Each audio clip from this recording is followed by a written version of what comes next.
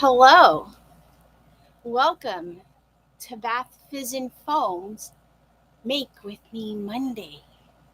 Hello, it's Monday. Pardon me. It's Monday, and on Mondays we make things. And today, what's happening with this is uneven.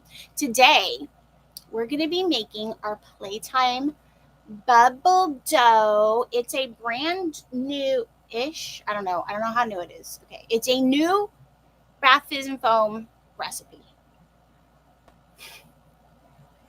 We're gonna make it. And this is my first time streaming directly to YouTube publicly and not privately. It's a little bit scary, but we're gonna do it. We're gonna be okay. Kathy says hi. Hi, Kathy. Thank you, Kathy. Hi to you, Kathy. You're beautiful. All right. So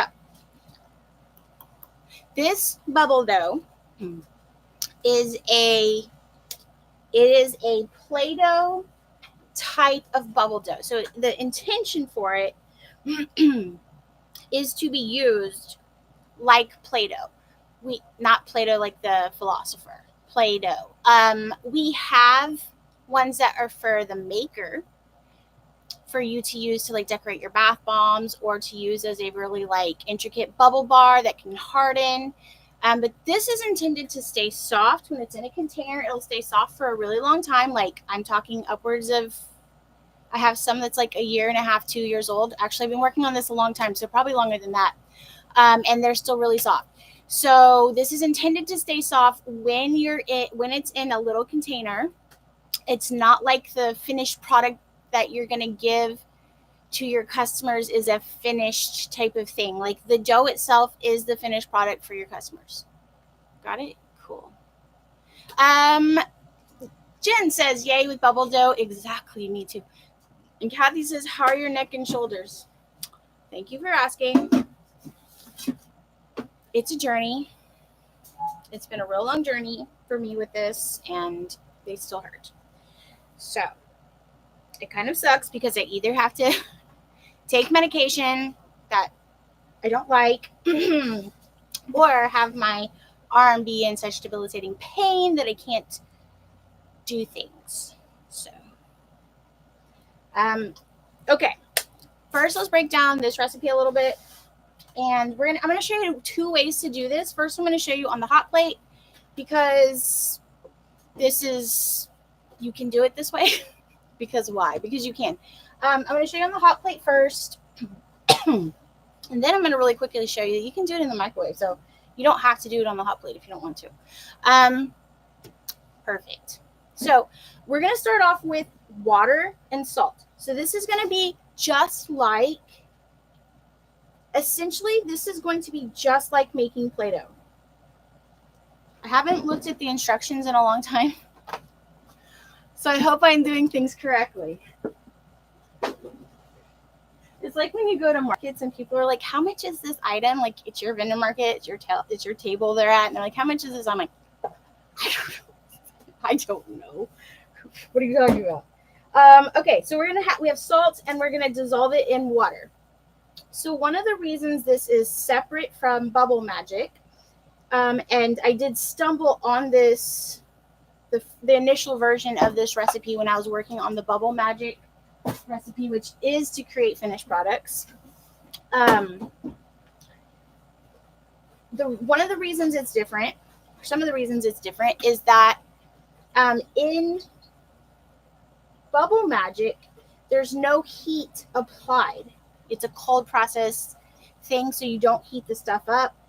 So that initially, like from the get-go, that made this different than the Bubble Magic, and so I had considered including this into the Bubble Magic recipe, but that was a pretty big difference. And then the fact that this is not, like, this is intended to always stay dough, that also helped kind of guide that choice for me, for being like, okay, this is just going to be this, it's a completely separate thing. Like, it's a completely separate process. It has a completely separate formula, so it's a separate thing.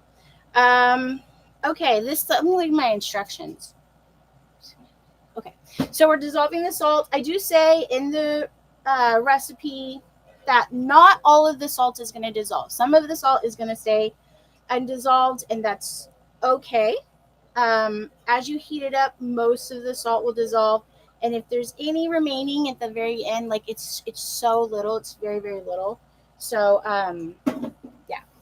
So next we're going to add our liquid surfactant. This is going to be, for me, cocoa propylbetaine. You can also use this is nicknamed Cap B, not Cap P. This is nicknamed Cap B. You could also use decoglucoside. I don't think, I might have tried another liquid surfactant, but I tested it with multiple liquid surfactants and they all worked. So I'm going to go ahead and add this in.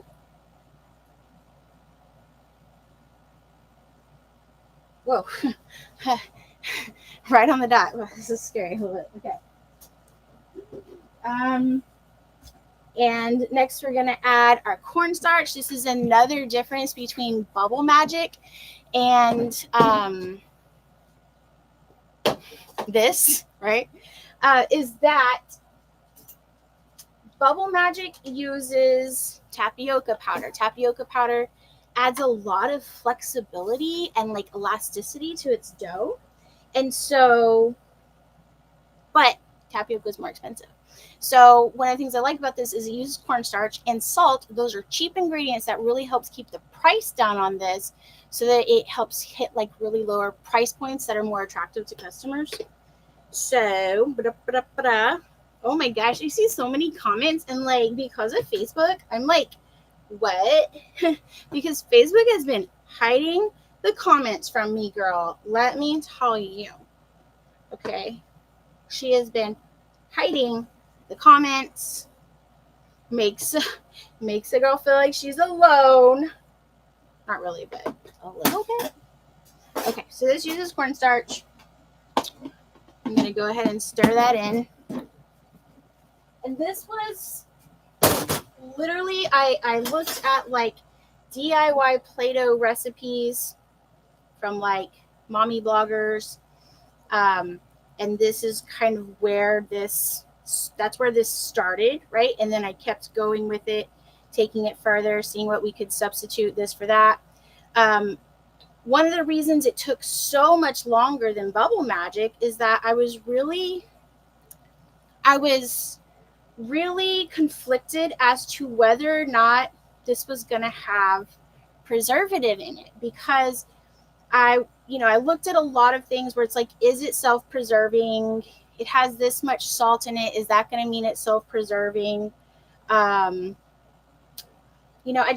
debated on it back and forth. And then the other problem was that with some of the earlier versions, when I would add preservative, it would get so sticky that it was really not workable. So I had to work that out. It took way too long to work it out, but I did eventually do it. I'm going to use SLSA. I don't normally sift it, which is what I'm about to do right here. I don't normally do that, but my SLSA is it's like chunky right now. So Brown One says, hi from South Australia. Hello. Is it the middle of spring? No, fall there? Am I right? Okay, so this is a powder surfactant. This is going to make this, along with the liquid surfactant, is going to make the foam and the bubbles and stuff for us. So we're going to add that in. So as I was saying about the preservative, it does have a preservative. So I ended up kind of working that out, figuring out how to make it have a preservative. It's also no longer self-preserving. So part of what I had to do was lower the salt content.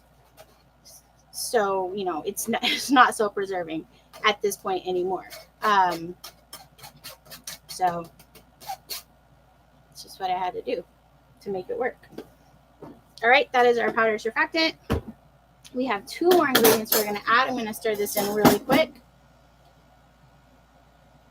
Ed EDM Soap says hello. Boots and Bling Cowgirl.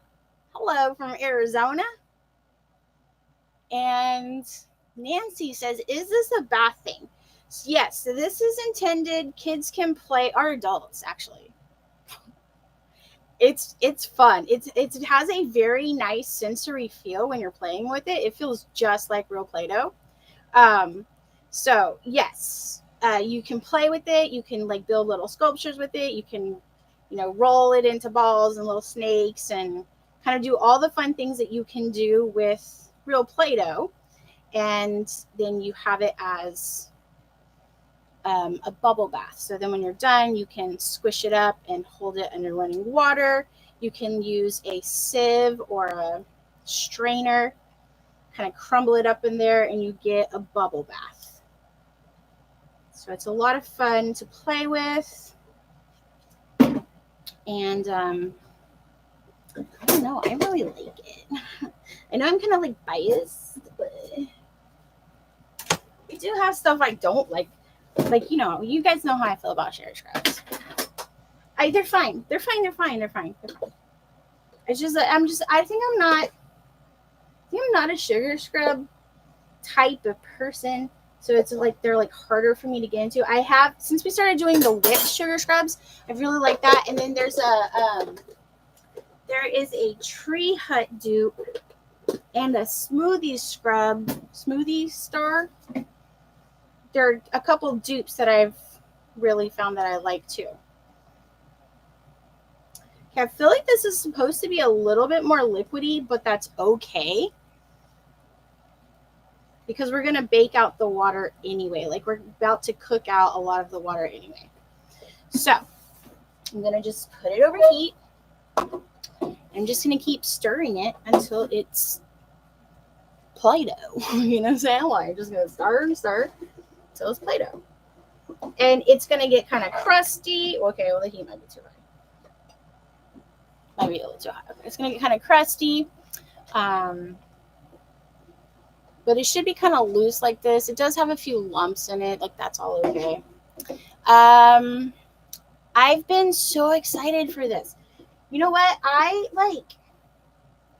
There's times like, okay, so some of our recipes take a really long time to develop, and like, I understand why, right? The whipped soap base, I think it was like 18 months, all said and done. It's a lot of time to spend for like a single product. Oh, you know what? Let's color it really quick too. It's easier to color it when it's wet like this. I'm gonna use MICA. I'm gonna use Fantasia from Nurture. So sometimes it like feels like, yeah, it's worth it. But for this one, I didn't know whether or not it was gonna be worth the effort. Sometimes you have that where it's like, is what I'm doing actually worth the extensive amount of time I'm taking on it? And then also, I took some time off last year, like November-ish. And so, because it's not that stuff stopped going, it's just that like I took some time off to not do some lives. I was having some health things going on. So we had like 3 recipes come out like bam, bam, bam. And that's because Freshies, the fizzy dust powder, and this all came out at around the same time, which is crazy. Usually we don't have them come out that closely. But Amanda had been working on the fizzy dust. I had been working on this one, obviously, for a long time. And what's the other one I said? That other one. Probably worked on it a long time. Okay, it's kind of getting like paste. That's fine. We're going to keep going. After this, I'm going to show you how to do it in the microwave. And you're going to be like, why did we do it on the stovetop? But you know what? My first workroom, like my first official workroom that I had, I didn't have a heat source in it. And so I do try to kind of keep that in mind sometimes. We've also had like a couple customers who are like, they don't have a microwave, right? They have like an oven to work with. And so I just kind of try to keep that in mind sometimes. It's getting thicker. See, it's getting more like paste. So yeah, actually not having a microwave is one of the reasons I started doing my soap, my cold process soap, as heat transfer. If you've never heard of that, it's like a really quick way to get your soap made. It's super efficient, and I make all of my soap with heat transfer now. So, all right, it's getting really thick. It's getting really, really thick. What we're looking for is for it to, you almost kind of want it to start getting crusty on the sides, like not entirely crusty, but like you want it to look like it's getting dry, and it's going to actually look like a dough, because I guess technically it is. It's just full of surfactant. Like if you ate this, you would be like farting bubbles or something. I don't know. I don't know how things work. Okay. It's pretty clumpy. It's pretty lumpy. I still think it can cook a little bit longer. Just kind of smushing it down there. I want to make sure everything is like cooked in it. Flipping it over. And what's happening now is as I'm like turning it, it's got like, it's clinging to this, and it also has like a, can you see it kind of has a wiggle to it? I think the wiggle's a good indication of doneness. So we could probably call this done. Probably, as I keep going. So it is actually kind of hard to overcook it too. I mean, you can, but it's a little bit harder to overcook it. If anyway, when you get done with your dough anyway, and if you find that it's too like mushy or soft,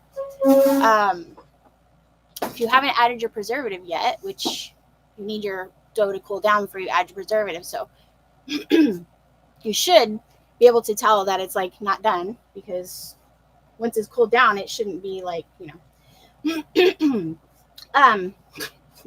But you can always heat it back up.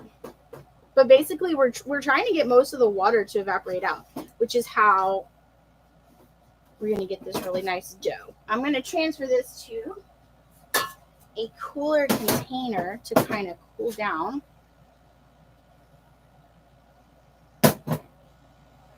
Whoa. I mean, you can see like you want it to look like this.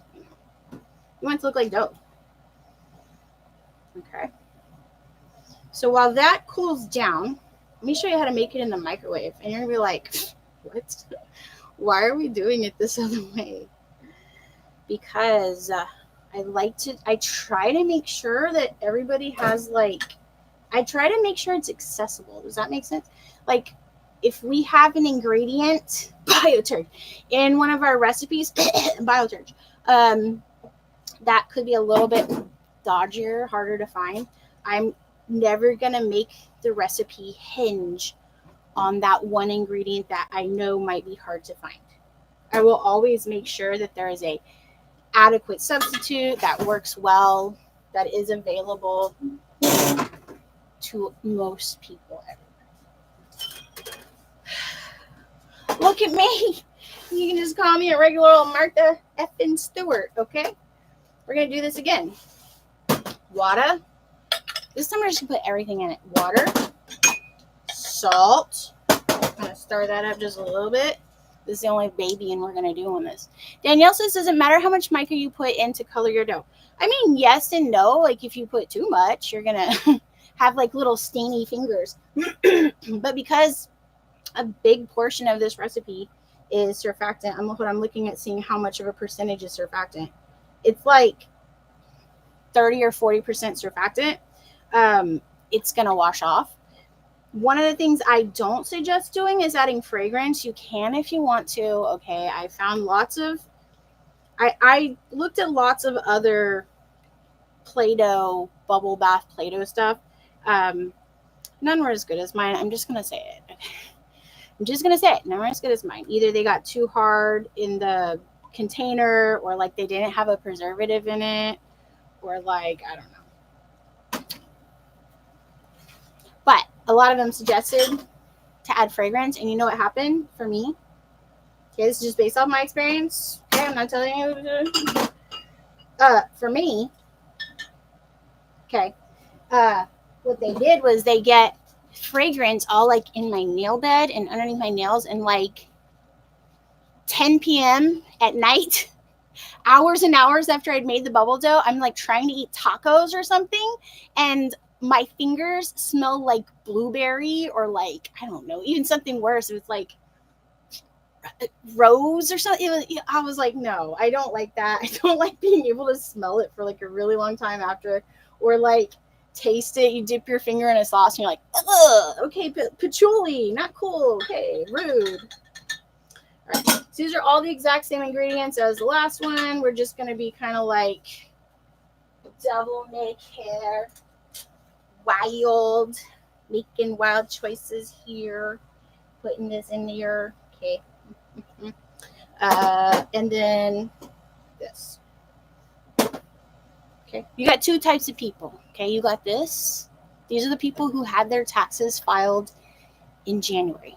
Okay, this is the people who had their taxes filed tomorrow.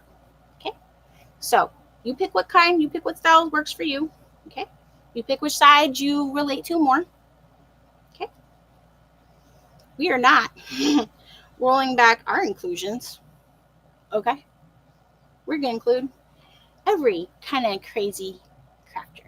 Okay, that's how we are. I mentioned Freshies, Play-Doh, and Fizzy Dust. Yeah. Freshies. The Freshies didn't take a long time. The Freshies took a long time because it took me that long to convince myself that it was a high enough value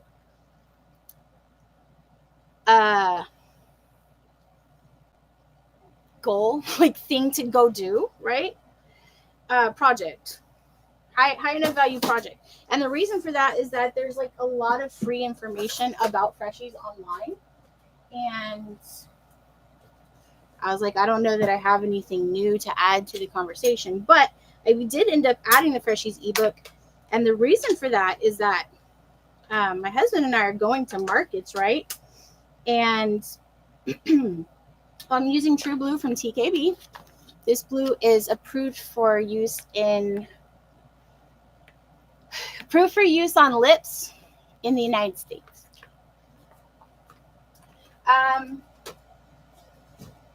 So my husband and I are going to markets, and like, did it turn off? No. And like 75 to 80% of our sales were Freshies. Okay, this is Lumpy. She's got issues. This one's Lumpy. She probably picks her kids up in the pickup line. She gets there like 2 hours early because she had the time wrong, or she's like 15 minutes late because she forgot. Maybe not her kids, but definitely her doctor, or like her best friend for lunch kind of thing. You know, she's a little less on her game. She's doing stuff. Okay. All right. Watch what's happening. Watch this. See this microwave? Oh, I'm gonna just kind of watch it. So the Freshies, yeah, we're making like 75 to 80% of our sales would be Freshies, and I was just like, that is something that our Bath Fizz and Foam family needed. Like, y'all needed that. Y'all needed to, like, I didn't want y'all to be missing out on what was happening with that. See, it's already starting to cook. Gonna kind of give it a couple stirs. Mostly this is to try to break up that blue, the clumps in there. For me, this will cook in 2 minutes in the microwave. Sorry, I just ruined the surprise for you, just telling you. So yeah, so the Freshies ebook, I just went ahead and did it. Because there was surprisingly little crossover between Freshies and handmade cosmetics. Like, I thought there would have been, you would think there's a lot of crossover. Like, we're both obsessed with MICAs. You're both obsessed with fragrance oils, right? But no. very little crossover between the two. So, yeah, it's not that like what I'm saying about Freshies is new or unique. Some of it might be, probably is, because, you know, my spin on it. And if you know me, I'm kind of obsessive about like researching something to death. So like, you know, but so it wasn't that the information wasn't out there. It's just that it needed to be brought to you guys, because that is such a huge opportunity. It makes so much of our sales now. And it kind of reminds me of when I started Scandalous Soap Company and then ended up making bath bombs. 90% of what I would make would be bath bombs. And I was like, I guess I still have to have soap because my name's Scandalous Soap, but like we're just selling the crap out of bath bombs. So just see, it's kind of, I'm just kind of scraping the edges. It's starting to kind of get like, you know, a little crunchy on the edges, on the bottom. Yes. So yeah, I kind of feel like that with Freshies, where it's just a massive thing for you guys. So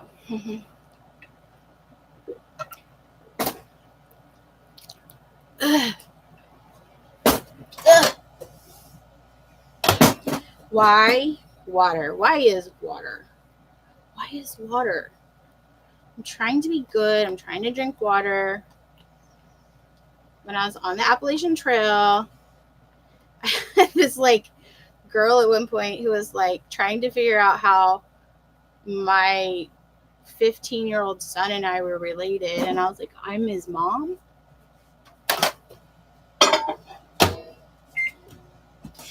And then she was like, how do you look so young? Which she could have just been saying that because like I've said that to people, and like they look haggard, but I was like, drink lots of water, sis. That's not a secret. No, I don't know. Have other people do stressful things in your life for you so you don't get wrinkles. Okay, look at that, huh? It's starting to get to bread. Okay, we're starting to get there. Starting to start. What? Oh, God, I wish my husband was here for me to ask him. There's a show that we used to watch. We never finished it because we just got to the point like it was so annoying. It was like one of those like, I'm a secret spy. It had that. Anyway, the director, every time he would like tell them to go to Pakistan right now and figure out who this inside and blah blah blah thing is, he would always say, get there. It was really annoying. And we picked it up. And then one of our dogs just decided like that was her cue to go do something. So we would say, get there, and she would like jump up and run to the back door. And we ended up having to ban the term get there in our house because she's like, you know, she's really pretty. She's a really pretty dog, and she's lucky that she's really pretty. She's really pretty. Everywhere we go, people are like, she's so pretty. She's pretty. She's lucky she's pretty. All right. 2 minutes. What'd I say? I mean, every microwave is going to be a little bit different, right? So every microwave is going to be a little bit different, but look. Right?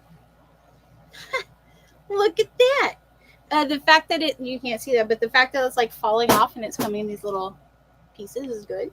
I have 7 seconds left on the clock. So 2 minutes in the microwave. What? Why are you doing it the hard way? Okay. For this, we need to now add our preservative. It is a little crusty. Maybe I overcooked it. Let's find out. So to add preservative, I'm going to use this little tiny scale. I'm going to use a water-soluble preservative. I think it's kind of up in the air. You just want to make sure whatever preservative you use is compatible with the types of surfactants that you're using. We do have on the Bath Fizz & Foam blog, we do have a page that has a bunch of preservatives and kind of information about them. Are they EcoCert? What's going on with them? What are they like? What are they into? ASL kind of stuff. Okay, so I'm just going to start mushing this in, just mushing this preservative in. See how it's not sticking to my gloves? It's not sticking to my gloves. I could take my gloves off and then, you know, my hands are sweaty.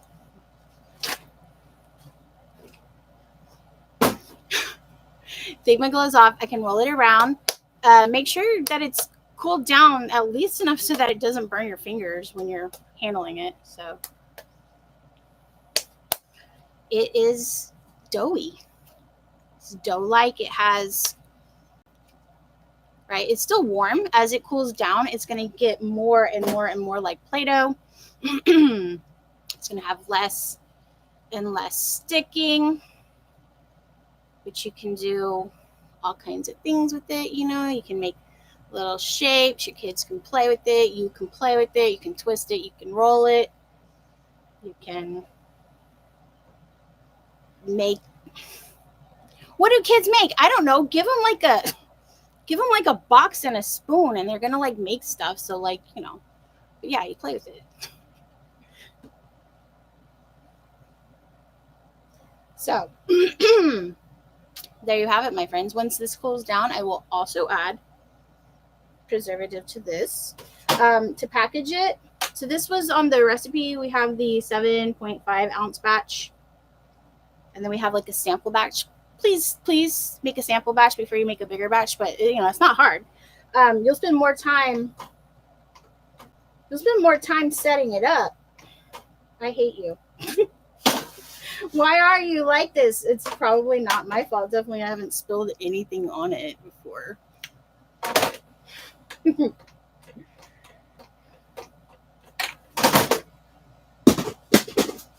Where's my other one?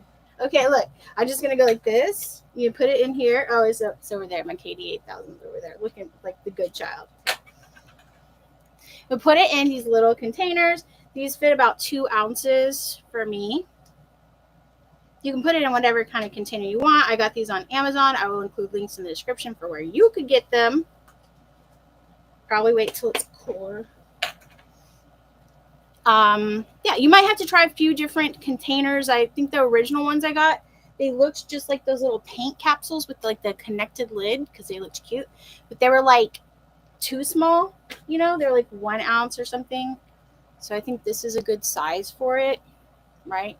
Once it's inside its packaging here, it will cool. Will have that like cold Play-Doh feel, which I love the way that feels. And it may get firm inside here, but as soon as you squeeze it, it's gonna soften back up right away. I'm telling you right now that I have some that is over 2 years old that I could just take out and play with. It's kind of amazing, if I do say so myself. So if you're interested in this, I will include links in the description where you can buy this recipe. You can also go to our Facebook page called Bath Fizz & Foam, Bath Bomb and Bubble Bar Support Group, where we're going to support you. So if you're having issues with it, any of our recipes sticking or I don't know, not doing the thing that you expected to do, go there. We also have a website, bathfizzandfoam.com, where you can buy things. I'll include links in the description. If you're in Patreon, come to the Patreon after party. I know that I said on the schedule that we were going to do more Play-Doh today, but I really need to make embeds. It's been a long time since I made embeds, so I'm going to make embeds. So if you're in Patreon, come to Patreon at 2 o'clock. Look, guys, how quick was that? It's 1:30. I spent a lot of time talking to you about ridiculous things, and we've already made 2 batches. Like, that's so quick, right? Okay, anyway. If you're in Patreon, come to the Patreon. Patreon after party will start at 2 o'clock. And that's all for today. Thanks for hanging out with me, for being my BFFs. And as always, happy making. Boop. You little pooter there.